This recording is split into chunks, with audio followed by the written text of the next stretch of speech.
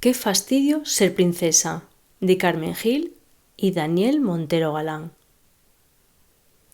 Vive en un palacio enorme que está en el quinto pimiento, mas Nona no está conforme con ser princesa de cuento.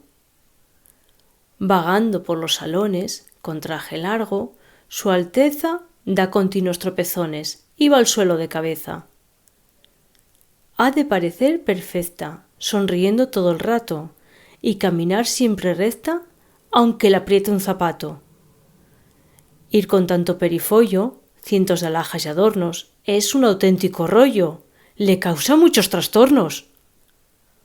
No puede una soberana cometer ningún desliz, bostezar si tiene ganas, ni rascarse la nariz. Debe aprender etiqueta, tocar bien el clavicordio y mostrarse muy discreta. Ser princesa es un incordio.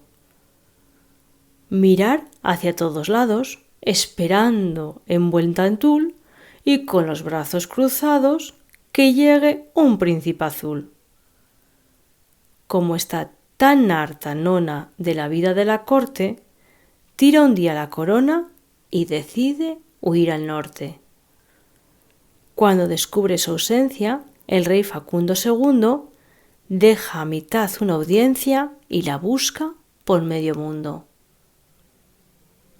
No da con ella el monarca. Con parche en el ojo y un loro, Nona en un barco se embarca en busca de un gran tesoro.